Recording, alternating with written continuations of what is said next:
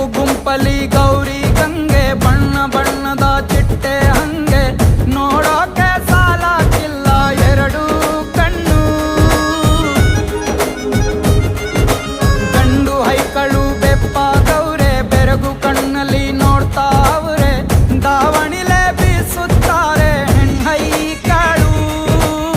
ರೊಟ್ಟಿ ಊಟ ಉಣ್ಣಂಗಿಲ್ಲ, ಹಬ್ಬದೂಟ ತಳ್ಳಂಗಿಲ್ಲ, ನೆಂಟ ಜಗಳ ಆಡಂಗಿಲ್ಲ ನಮ್ಮ ಊರಲ್ಲಿ.